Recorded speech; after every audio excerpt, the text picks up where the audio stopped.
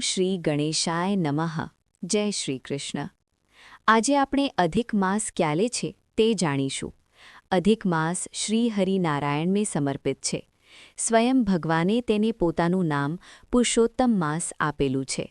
તેથી આ માસમાં વિષ્ણુ ભગવાનની પૂજા અર્ચના કરવાની સાથે સાથે કેટલાક ઉપાયો પણ કરવા કે જેનાથી સર્વે પાપોનો નાશ થાય અને દુર્લભ મોક્ષના દ્વાર ખુલે અને ઘરમાં ધન ધાન્યની વૃદ્ધિ ખાય. જો આ વિડિયો આપને પસંદ આવે તો લાઇક, શેર અને કોમેન્ટમાં જય શ્રી કૃષ્ણ લખવાનું ભૂલશો નહીં. અને શ્રેષ્ઠ સુવિચાર ચેનલને સબસ્ક્રાઇબ કરજો કે જેનાથી આવનારા અમારા નવા વિડિયોની માહિતી આપને મળતી રહે. જય શ્રી કૃષ્ણ. બોલો પુરુષોત્તમ ભગવાનની જય. આ વર્ષે 2026માં અધિક માસ એટલે કે પુરુષોત્તમ માસ કે મલ માસ જેઠ માસમાં આવી રહ્યો છે. તેથી આ વર્ષે 2 જેઠ માસ આવશે. પહેલો અધિક જેઠ માસ અને બીજો નીજ જેઠ માસ. એમ આ વર્ષે 13 મહિનાનું આ વર્ષ રહેશે.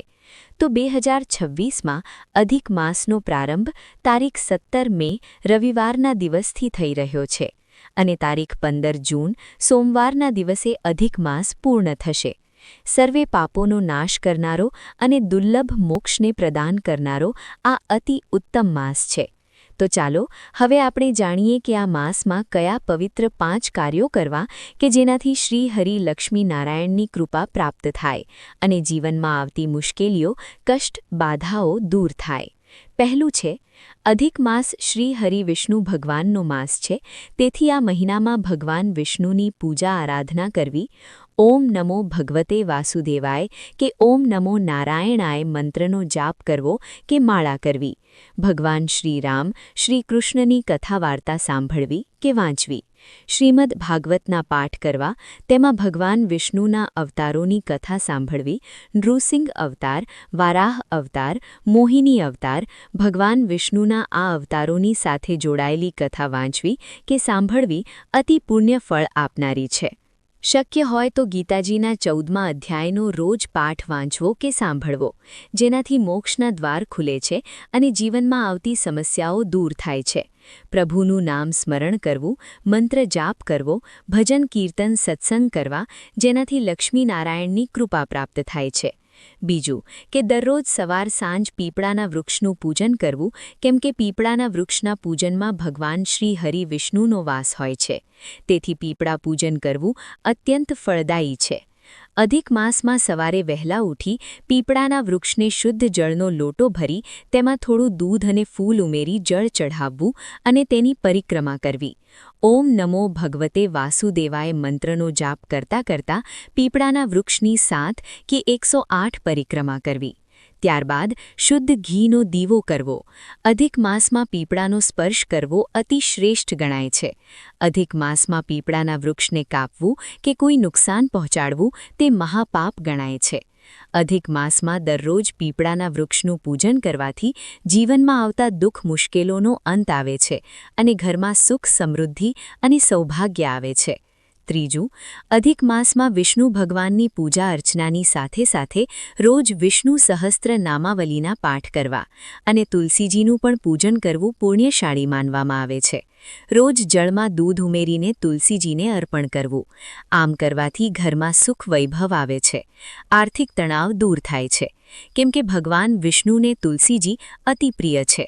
સવારે વહેલા ઉઠી સ્નાન કર્યા પછી તુલસીજીને રોજ જળ ચઢાવવું, તુલસીજીની પૂજા કરવી.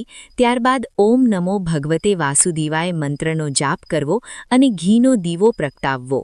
આ મહિનામાં માને લાલ ચુંદડી અર્પણ કરવી ખૂબ જ શુભ માનવામાં આવે છે. ત્યારબાદ તુલસીજીની પરિક્રમા કરવી. ભગવાન વિષ્ણુને ભોગ ધરાવતી વખતે તુલસીજીના પાનનો અવશ્ય ઉપયોગ કરવો. સાંજે તુલસીજીના પાન ક્યારેય તોડવા નહીં. અધિક માસમાં ખાસ પાંચમ અને 11સના દિવસે તુલસી પૂજન અવશ્ય કરવું. ચોથું, અધિક માસમાં તુલસી પૂજા કર્યા બાદ તેમની માટીનું તિલક કરવું, કેમ કે શ્રી હરિ વિષ્ણુ ભગવાનને તુલસીજી અતિ પ્રિય છે. તુલસી માતામાં લક્ષ્મીજીનો વાસ હોય છે. આમ કામ કરવાથી સર્વે પાપોમાંથી મુક્તિ મળે છે. પાંચમું, અધિક માસમાં જપ તપ ઉપરાંત વ્રત પણ રાખવું. બની શકે તો આખો મહિનો એકટાણું ભોજન કરવું. આ માસમાં મંદિરમાં દીવા પ્રગટાવવાનો તેમજ ધજા ચઢાવવાનો ખૂબ જ મહિમા છે. આ ઉપરાંત દાન દક્ષિણા કરવી, અન્નદાન, વસ્ત્રદાન, દીપદાન કરવું, કોઈપણ પવિત્ર નદીઓમાં સ્નાન કરવું કે તીર્થયાત્રા કરવી વિશેષ ફળ આપનાર બને છે. અધિક માસમાં મુસાફરી કરવી, તીર્થયાત્રા કરવી, ખેતરમાં બીજ વાવવા, વૃક્ષો વાવવા કે લોકહિતના કાર્યો કરવા, ગાય, પશુ પંખીને ચારો, દાણા, પાણી આપવા ખૂબ જ પુણ્યનું કામ છે. તેમાં કોઈ દોષ લાગતો નથી.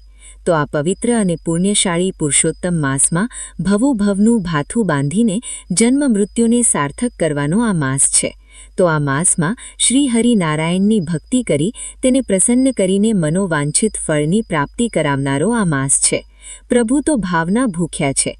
પ્રેમથી કરેલું નામ જપ, તપ, વ્રત, પૂજા કે કોઈ માનસિક સેવાથી પ્રભુ અત્યંત પ્રસન્ન થાય છે.